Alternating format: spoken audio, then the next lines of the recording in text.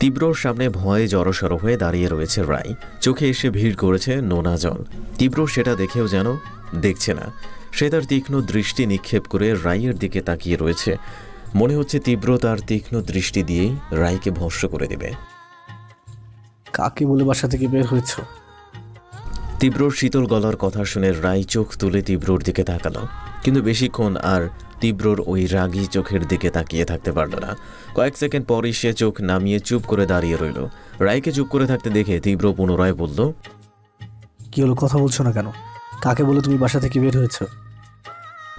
তীব্রর কথার প্রতি উত্তরে রায় চুপ করে দাঁড়িয়েই রইল। কী বা উত্তর দিবে সে তো তাকে ঝামেলা মুক্তি করতেই কাউকে কিছু না বলে বাসা থেকে চলে এসেছে। আজ দুপুরে পারিবারিকভাবেই রায় আর তীব্রর বিয়েটা হয়েছে। রায় তো প্রথমে তার আর তীব্রর বিয়ের কথা শুনে আকাশ থেকে পড়েছিল। রায় বাসার সবাইকে সবটা জানিয়ে তাদের ভুল ধারণা ভাঙতে চেয়েছিল, কিন্তু সে ফাইজার জন্য পারেনি। ফাইজা হাত জোর করে নিজের পরিবারের সম্মান বাঁচাতে রায়কে সব সত্যি সবাইকে জানাতে নিষেধ করেছে। এলাকায় তীব্রর বাবার বেশ ভালোই নামডাক রয়েছে। সকাল হতে না হতেই ঝড়ের গতিতে ছড়িয়ে পড়েছে ফরিদ খানের ছেলে একটা মেয়েকে বিয়ের আসর থেকে তুলে নিয়ে এসেছে।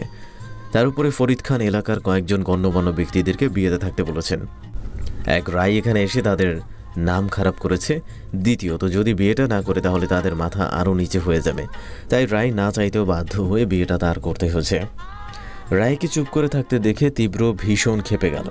দু কদম বাড়িয়ে রায়ের বাহু শক্ত করে চেপে ধরে ঝাঁঝালো গলায় বলল, কিছু জিজ্ঞেস করছি, শুনতে পাচ্ছ না? উত্তর দাও। তীব্রর এমন আচরণে রায় কেঁপে উঠল। শক্ত করে বাহু চেপে ধরাতে ভীষণ ব্যথা লাগছে। রায় চোখের পানি ছেড়ে দিয়ে কাঁপা কাঁপা গলায় বলল, কাউকে বলে না। কেন? তীব্রর পাল্টা প্রশ্নে রায়ের এবার আর দেরি করল না, সাথে সাথে উত্তর দিল, আমার এক দূর সম্পর্কের আত্মীয়র বাসায় যাওয়ার জন্য। কেন? তীব্রর প্রশ্নে রায় মুখ তুলে তীব্রর দিকে তাকালো, সাথে সাথে মাথা নিচু করে কিছুটা সাহস নিয়ে বলল, আমার ইচ্ছে হয়েছে তাই। রায়ের কথাটা তীব্রর পছন্দ হলো না। তীব্র রায়ের বাহু আরেকটু শক্ত করে চেপে ধরে রাগী গলায় বলল, ফাজলামি করো। তোমার ইচ্ছেতে কি সব হবে নাকি? রাত বেড়াতে পাগলের মতো সবাইকে ঘুমাচ্ছ। ঘোরাচ্ছ। এটা কেমন ইচ্ছে তোমার? আমাদেরকে কি মানুষ মনে হয় না? একবার ভাবলে না আমাদের কথা? বলা নেই কওয়া নেই, হুট করে বাসা থেকে উঠাও। একবারও ভাবতে পারছো যদি কোনো অঘটন ঘটে যেত তখন কি হতো? রায় কিছু না বলে নীরবে চোখের জল ফেলছে। তীব্র রায়ের বাহু ছেড়ে দিয়ে বড় করে কয়েকটা নিঃশ্বাস নিয়ে রায়ের দিকে শীতল চোখে তাকিয়ে মিয়ে যাওয়া গলায় বলল, তুমি কি কোনোভাবে এই সম্পর্ক থেকে পালাতে যাচ্ছ? রায় হাত জোর করে ডুকরে কেঁদে উঠল, আটকানো গলায় বলল, আমায় ক্ষমা করবেন। আমি আপনার জীবনটা নষ্ট করতে চাইনি। বিশ্বাস করুন, আমি এই বিয়েটা আটকাতে চেয়েছি, কিন্তু পারিনি। বিয়ের আসন থেকে পালিয়ে আপনার বাসায় এসে এমনিতেই আপনাদের মান সম্মান নষ্ট করেছি। আমি বিয়েটা আটকানোর চেষ্টা করেছি, কিন্তু পারিনি। এক প্রকার বাধ্য হয়েই বিয়েটা করেছি। আমায় ক্ষমা করবেন। আমি আপনার জীবনটা নষ্ট করে দিলাম। চিন্তা করবেন না, আমি কখনো আপনাদের মাঝে এসে দাঁড়াবো না। কখনো আপনার কাছে স্ত্রীর অধিকার নিয়ে আসবো না। আমার জন্য কখনো আপনাদের কোনো ঝামেলা হবে না। আমিই তো ঝামেলার মূল কারণ। না থাকবো আমি, আর না থাকবে ঝামেলা। আমি মরে গেলে কিছু একটা বলে সবাইকে বুঝ দিয়ে দেবেন। আমার আগে পরে তো কেউ নেই, তাই কোনো সমস্যা হবে না। আমি মরে গেলে আপুকে আমার তরফ থেকে সরি বলে দিন। আমার জন্য আপু আপনাকে ভুল বুঝলো। আপনাকেও সরি, আমার কারণে আপনাদের মাঝে ঝামেলা হবার জন্য। আমি আর কিছু বলার আগেই রায়ের গালে সজোরে একটা থাপ্পড় পড়ল। রায় গালে হাত রেখে কাঁপা কাঁপা গলায় বলে উঠল, ফাইজু তুই? ঘুটঘুটে অন্ধকারের মধ্যে ড্রয়িং রুমের সোফায় বসে দোয়া দরুদ পড়ছে মুনিয়া বেগম। টেনশন আর ভয়ে তার কলিজা শুকিয়ে রয়েছে। রায় যে বাসা থেকে রাত বেরাতে বের হয়েছে সেটা শুধু তীব্র, তিহান, ফাইজা আর সে জানে। বাসার বড় দুই কর্তাকে তারা কথাটা জানায়নি। ফারুক খান কথাটা জানলে মুনিয়া বেগম না হয় ফারুক খানকে কোনো মতে সামলে নেবে, কিন্তু ফরিদ খান, সে যদি জানতে পারে বিয়ের রাতেই নতুন বউ কাউকে কিছু না বলে বাসা থেকে বের হয়েছে, তাহলে তো সে বাসায় তাণ্ডব শুরু করে দিবে। এসব ভাবতেই যেন মুনিয়া বেগমের শরীর কাঁটা দিয়ে উঠল। দেয়ালে টানানো ঘড়িটায় ঢং করে উঠতেই মুনিয়া বেগমের অস্থিরতা আরও বেড়ে গেল। রাত 1টা বেজে গেছে, এখনও কারো কোনো খবর নেই। রায়কে ওরা খুঁজে পেয়েছে কিনা সেটাও মুনিয়া বেগম জানে না। মুনিয়া বেগম বসে বসে হাঁসফাঁস করতে লাগলো। নিজের অস্থিরতা দূর করতে না পেরে পাশ থেকে মোবাইল হাতে তুলে নিল। তিহানের নাম্বার খুঁজে কল করার আগেই একটা ভারী কণ্ঠ ভেসে এলো। কে ওখানে? কণ্ঠটা চিনতে মুনিরা বেগম এর ভুল হলো না। মুনিয়া বেগম কিছুটা ভয়ে ভয়ে বলল, দাদা আমি ফরিদ খান ড্রয়িং রুমের লাইট অন করে মুনিয়া বেগমের দিকে তীক্ষ্ণ দৃষ্টি নিক্ষেপ করে গম্ভীর গলায় বলল, এত রাতে এই অন্ধকারের মধ্যে বসে বসে কি করছো? ফরিদ খানের কথা শুনে মুনিয়া বেগমের হাত পা ঠান্ডা হয়ে আসছে। না জানি এখন সব সত্য তার সামনেই না চলে আসে। কথায় আছে না, যেখানে বাঘের ভয় সেখানেই সন্ধে হয়। মুনিয়া বেগম কিছুটা তুতলে হাতে থাকা তসবিরা দেখিয়ে বলল, ঘুম আসছিল না, তাই এখানে এসে বসে তসবি পড়ছি। মুনিয়া বেগমের কথাটা ফরিদ খানের বিশ্বাস হলো না। ফরিদ খান মুনিয়া বেগমের দিকে সন্দেহের চোখে তাকিয়ে বলল, তোমার ছেলেরা বাসায় আছে তো, নাকি রাতে বেড়াতে বাসা থেকে বের হয়েছে? মুনিয়া বেগম যেই ভয়টা পাচ্ছিল সেটাই হলো। সে শুকনো ঢোক গিলে বলল, হ্যাঁ দাদা, ওরা রুমেই আছে। এত রাতে আর কোথায় যাবে? আপনি চাইলে চেক করে দেখতে পারেন। থাক, তার আর দরকার নেই, মুখের কথায় বিশ্বাস করে নিলাম। দাদা আপনি এত রাতে এইখানে? না মানে কিছু লাগবে? ফরিদ খান হাতের খালি জগটা দেখিয়ে বলল, ওই একটু পানি নিতে এসেছিলাম। মুনিয়া বেগম ফরিদ খানের হাতের থেকে পানির জগটা এক প্রকার ছিনিয়ে নিয়ে বলল, মাফ করবেন দাদা, আজ একেবারে মাথা থেকে বের হয়ে গেছে। আপনার রুমে পানি রাখার কথা। আপনি যান, আমি পানি নিয়ে আসছি। সমস্যা নেই, সারাদিন যেই দখল গেছে তোমার উপর, বড় ছেলের বিয়ে বলে কথা। ফরিদ খান তাচ্ছিল্যভাবে শেষের কথাটা বলে নিজের রুমের দিকে পা বাড়ালো। ফরিদ খান যেতেই মুনিয়া বেগম বড় করে একটা নিঃশ্বাস নিলেন। এতক্ষণ যেন তার দম আটকে ছিল। কিচেনের দিকে পা বাড়াতে বাড়াতে বিড়বিড় করে বলল, বাদর ছেলেগুলো আয় আজ বাসায়, তোদের আমি দেখে নেব। রাস্তার পাশে একটা বেঞ্চের উপর বসে রয়েছে রাই। তার সামনে কোমরে হাত রেখে দাঁড়িয়ে ফোঁস করছে ফাইজা। ফাইজা তেজি গলায় বলে উঠল, ইডিয়েট, মাথা মোটা, তুই ওই রুমা শাকচুন্নির কথা বিশ্বাস করে বাসা থেকে বের হয়ে গেলি? একবারও আমায় কথাটা জানানোর প্রয়োজন মনে করলি না? তোর কি মনে হয় আমি সব জেনে শুনে তোকে ভাইয়ার সাথে বিয়ে দিয়েছি? দেখ রাইজু, আমি তোকে আগেও বলেছি, এখনও বলছি, তুই আমার বোনের মতো। তোকে সব সময় আমার বেস্টু প্লাস বোন মনে করি। আর ভাইয়া, সে তো আমার বড় ভাইয়ের মতো। আমি কখনোই চাইবো না আমার একটা ভুলের কারণে তোদের জীবনে কোনো কষ্ট হোক। কি করে পারলি তুই একটা অজানা মেয়ের কথা শুনে এমন একটা সিদ্ধান্ত নিতে? রুমা তীব্রর আত্মীয়, তীব্রকে অনেক আগের থেকে পছন্দ করে। তীব্রর বিয়ের দাওয়াত পেয়ে পরিবার সহ তীব্রদের বাসায় আসে। আড়ি পেতে তিহান আর ফাইজার কথা শুনে রায়ের পুরো ব্যাপারটা বুঝতে পারে।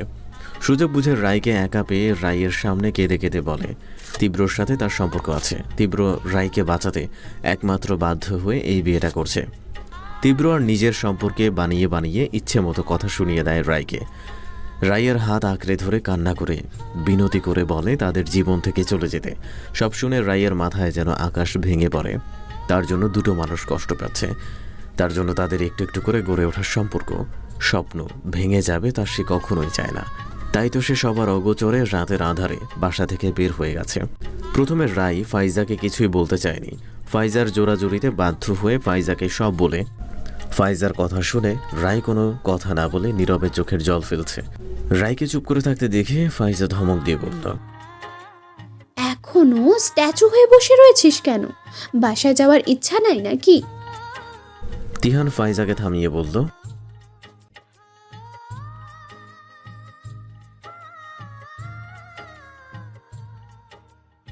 তিহানের কথায়ও রায়ের মাঝে কোনো ভাবান্তর হলো না। সে আগের মতোই বসে রইল। একবার বাসা থেকে বের হয়ে সেই বাসায় কোন মুখ নিয়ে যাবে সে পুনরায়? তীব্র রাই থেকে কিছুটা দূরে দাঁড়িয়েছিল। রাইকে একইভাবে বসে থাকতে দেখে কোনো কথা না বলে বড় বড় কদম ফেলে রাইয়ের সামনে এসে ঝড়ের গতিতে রাইকে কোলে তুলে নিল। তীব্রর কাজে রাই হকচকিয়ে গেল। মুহূর্তেই নামার জন্য ছটফট করতে লাগলো। কিছু বলার জন্য মুখ খোলার আগেই তীব্র রাইয়ের দিকে রাগী চোখে তাকিয়ে গম্ভীর গলায় বলল, ফাইজা, তোমার বান্ধবীকে বলে দাও এত রাতে এখানে দাঁড়িয়ে তার কান্না দেখার ইচ্ছে আমাদের কারণ নেই। যত কাঁদতে ইচ্ছা হয় সেই জন্য বাসায় বসে কাঁদে। তীব্রর কথা ও কাজে তিহান ফাইজা মিটমিট করে হাসতে লাগলো, আর রাই হাঁ করে তীব্রর মুখের দিকে তাকিয়ে রইল। তীব্র পেছনে কাচুমাচু হয়ে দাঁড়িয়ে রয়েছে রাই। মুনিয়া বেগম রাইয়ের দিকে তাকিয়ে গম্ভীর গলায় বলল, বাড়ির কাউকে কিছু না বলে কোথায় গিয়েছিলে তুমি? মুনিয়া বেগমের কথার প্রতি উত্তরে রাই মাথা নিচু করে চুপ করে রইল।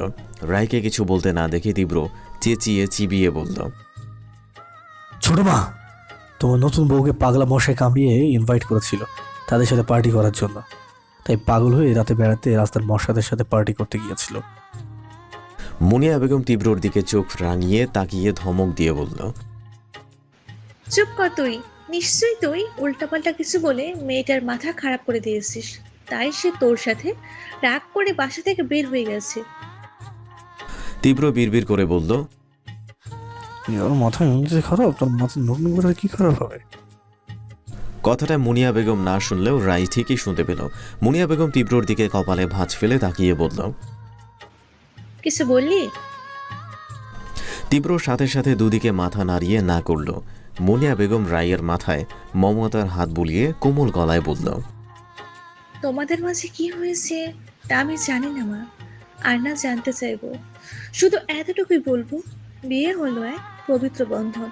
তোমরা একে অপরের সাথে পবিত্র বন্ধনে আবদ্ধ হয়ে একে অপরের পরিপূরক হয়ে গেছো। শোনো মা, একটা কথা বলি, জীবনে চলার পথে একে অপরের সাথে ছোট ছোট ঝগড়া, লড়াই, মান অভিমান হতেই থাকবে। তাই কখনো রাগ করে দূরে যাওয়ার কথা মাথায়ও আনবে না। মনে রাখবে, মান অভিমান ভালোবাসা কমায় না, আর বাড়িয়ে তোলে। রাত 3:15। বেডের এক পাশে জড়সড় হয়ে বসে রয়েছে রাই। না চাইতেও চোখ দিয়ে গড়িয়ে পড়েছে নোনা জল। ভাগ্য তাকে আজ কোথার থেকে কোথায় এনে দাঁড় করিয়েছে। ভাগ্যের কি নির্মম পরিহাস। কাল যে বাসায় অভাগা হয়ে আশ্রয় নিয়েছিল, আজ সে সেই বাসার বউ। হঠাৎ ফাহাদের কথা মনে পড়ে গেল। সারাদিনের টেনশনে তো বড় টেনশন। ফাহাদের কথা ভুলেই গিয়েছিল সে। ফাহাদের কথা মনে পড়তেই চোখে মুখে ভয়ের ছাপ চলে আসলো। মনে মনে নানান কথা ভাবতে লাগলো। ফাহাদ কি তাকে খুঁজছে? তার থেকে পালিয়ে বেড়ানোর কারণেই ফাহাদ রাইকে নানাভাবে শাস্তি দিত। এখন তো সে একেবারে পালিয়ে এসেছে। যদি তাকে খুঁজে পায় তখন তাকে কি করবে ফাহাদ? একেবারে মেরে ফেলবে নাকি অন্য কোনো শাস্তি দিবে? ফাহাদকে নিয়ে বেশি কিছু ভাবার আগেই মুখে ঠান্ডা পানির ছিটা লাগতেই রায় কেঁপে উঠল। তীব্র মাত্রই শাওয়ার নিয়ে বের হয়েছে। রায়ের সামনে এসে হাত দিয়ে চুল ঝাড়ছে। রায় তীব্রর দিকে এক পলক তাকিয়ে কিছুটা নড়ে চড়ে আগের মতোই বসে রইল। তীব্র হাই তুলে বলল, ওই পাশে যাও, আমি ঘুমাবো। তীব্রর কথা শুনে রায় তীব্রর দিকে তাকাতেই তীব্র বিরক্তির সুরে বলল, আমি সবসময় এই পাশে ঘুমাই, আমার ওই পাশে ঘুম আসে না। যদি এটা ভেবে থাকো আমি নাটক সিনেমার মতো তোমার এই বিশাল বেডে হাত পা ছড়িয়ে আরাম করে ঘুমাতে দিয়ে আমি নিচে অথবা সোফায় ঘুমাবো, তাহলে তুমি ভুল। আমি নাটক সিনেমার হিরোদের মতো অত মহান না। বড় বড় কথা, আমি হিরোই না। আর হ্যাঁ, ঘুমালে আবার হাত পা ঠিক থাকে না। ঘুমের ঘরে হাত পা লাগলে সরি। আরে আমিও না কি সব বলি, তুমি তো অন্য কেউ না। হাত লাগলে বা কি, আর না লাগলে কি, আমারই তো অর্ধাংশ তুমি। তীব্রর কথা এবং কাজে রায়ের চোখ বড় বড় হয়ে গেল। মনে মনে বলতে লাগলো, এ আবার কোন লোকের পাল্লায় পড়লাম আমি?